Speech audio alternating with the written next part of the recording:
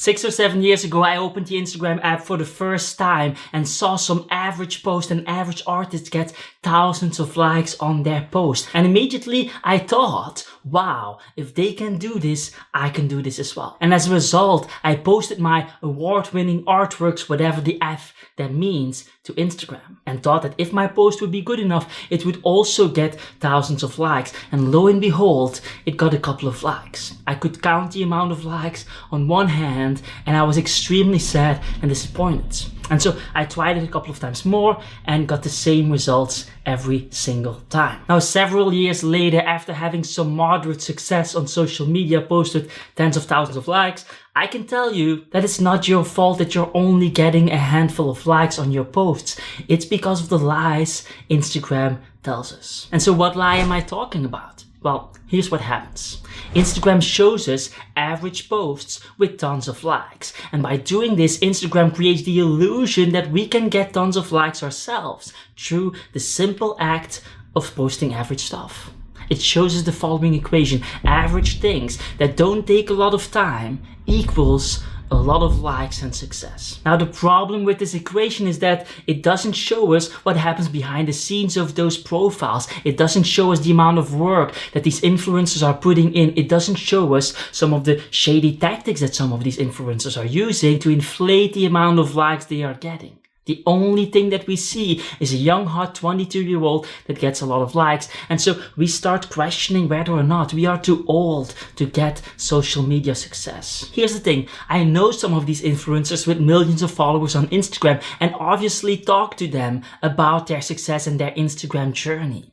And the first thing that becomes clear is that all of them spend more than 10 hours a day, 7 days 7 on Instagram, trying to get on top, trying to find the best angles, trying to find the best places and locations that somehow seem to get most likes, trying to find the best captions and texts to get ahead of the curve, analyzing their posts and their competitors' posts with expensive software, analyzing trends in the marketplace that go viral and then emulating the viral parts of those trends to get similar viral posts, etc., etc., etc. And that is exactly what I did myself in order to get millions of views on my posts on TikTok, for example.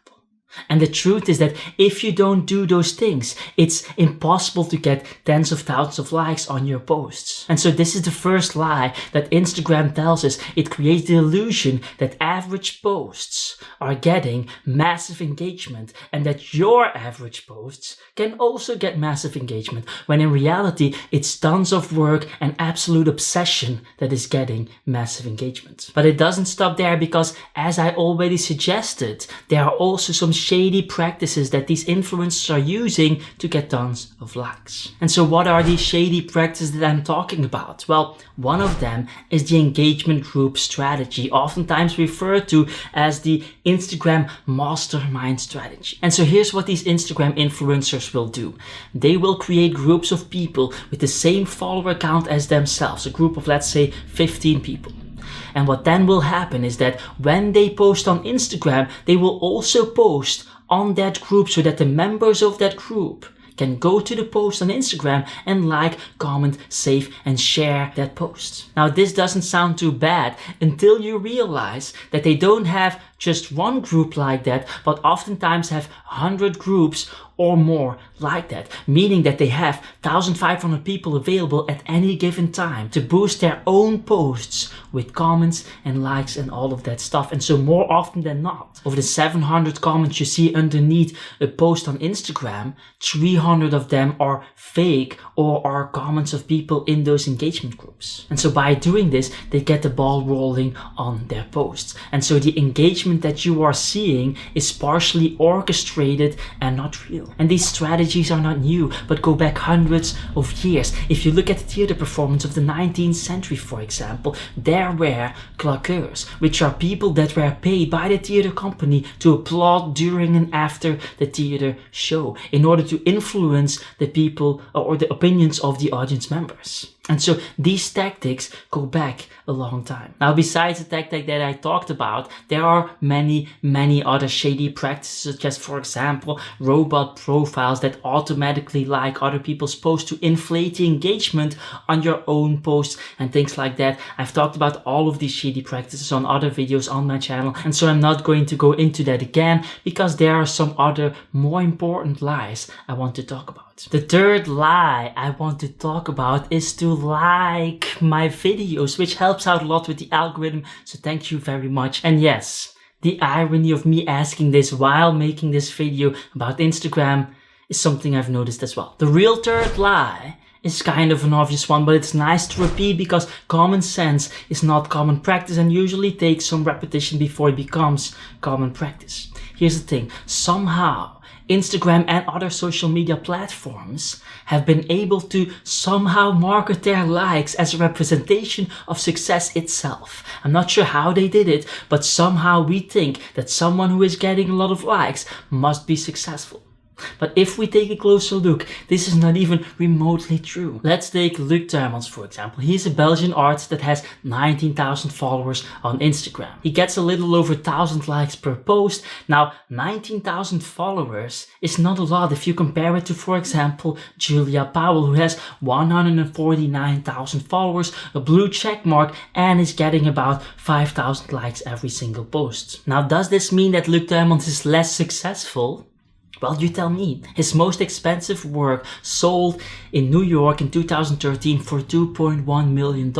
And if we take a look at the price points that Powell is selling at, she sells usually at around the $1,000 to $2,000 price point. And so if we zoom in on the career of Luc Tuymans, it's very easy to see that he is more successful than Powell at this moment. But that's not how it seems on Instagram, because somehow we value Instagram likes and blue check marks way too much. And this is the third lie Instagram was able to tell us, that likes and comments somehow matter and tell us something about how successful we are. It's almost like there are two different types of artists. There are good artists and then there are good Instagrammers. The fourth lie Instagram tells us is one that I had to think about after reading a comment on one of my videos recently. The comment said something like, when my wife and I go on Instagram, we see everyone having these amazing lives, and in the meantime, we seem to hit one hardship after another. And this comment clearly shows how scrolling through Instagram makes us feel.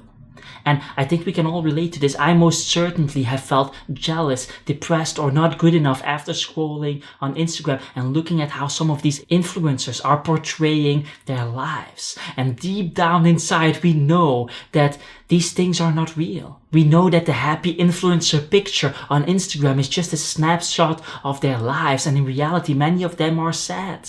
In reality, we are nothing more than a sad generation with happy Instagram pictures. Deep down, we know that these Instagram girls are only showing themselves from their best angles, or even worse, photoshopping themselves all over the place. We know that the gurus are showcasing their insane mansions and wealth, but in reality, rent a house and a mansion just to portray themselves as successful as possible. And so we know all of these things. But at the moment we scroll through Instagram, we forget these things and feel some form of jealousy of everything that we are seeing. And this is nothing new. We've had the same with magazines where the hottest girls were pictured on the front cover. We had the same with Hollywood where the hottest actors were portrayed in the most amazing lifestyles possible. And we had the same in the art world where every year during Art Basel, people are renting Lambos to showcase how rich they are. And so this most certainly is nothing new, but it most definitely has an impact